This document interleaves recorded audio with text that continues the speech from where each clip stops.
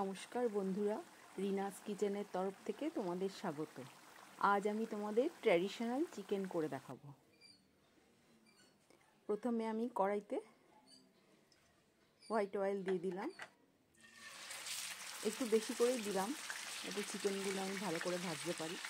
আমি চিকেনগুলোতে কোনো কিছুই মাখিয়ে নিইনি।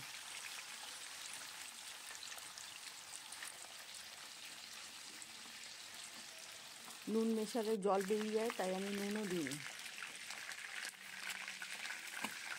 এবার চিকেনগুলো ভেজে তুলে নিলাম।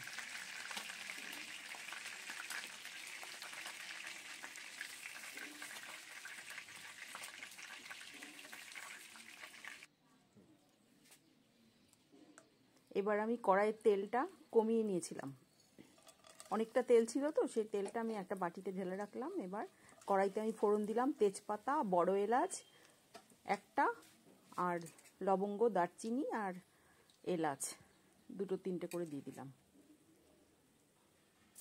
ফোড়নটা ভালো করে ভাজা হয়ে গেলে এবার আমি দুটো মাঝারি সাইজের পেঁয়াজ কুচিয়ে রেখেছিলাম, সেটা দিয়ে দিলাম। এবার পেঁয়াজটা একটু ভালো করে ভাজা করব। এবার আমি পরিমাণ মতো লবণ দিয়ে দিলাম, আর আদা রসুনটা আমি গ্রেট করে রেখেছিলাম, সেই আদা রসুনটা দিয়ে দিলাম।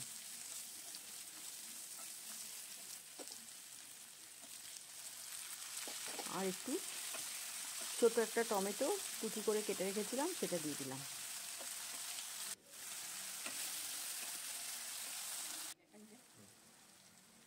আর ধনে জিরের গুঁড়ো 1 চামচ করে, আর লঙ্কার গুঁড়ো আর হলুদ গুঁড়ো সব 1 চামচ করে দিয়ে দিলাম। আর লঙ্কার গুঁড়োটা হচ্ছে শুকনো লঙ্কার গুঁড়ো 1/2 চামচ দিয়েছিলাম, আর 1/2 চামচ দিয়েছিলাম কাশ্মীরি লঙ্কার গুঁড়ো।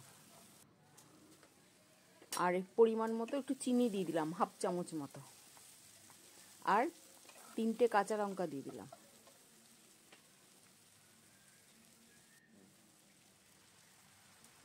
এবার মশলার বাটিগুলো ধুয়ে একটু জল দিলাম। এবার ভালো করে কষতে হবে মশলাটা।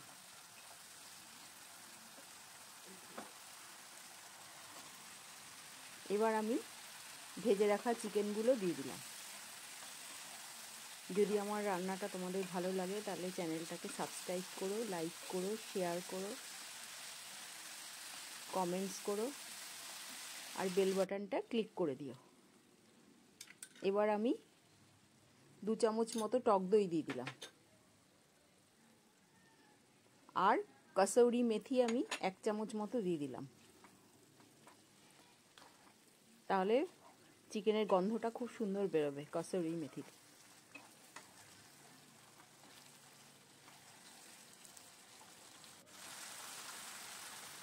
এবার আমি গরম জল করে রেখেছিলাম, কষানো হয়ে গেলে এবার গরম জলটা দিয়ে দিলাম। এবার ফুটে উঠলে গরম মশলা দিয়ে, আর এবার ধনেপাতা কুচি ছড়িয়ে দিলাম।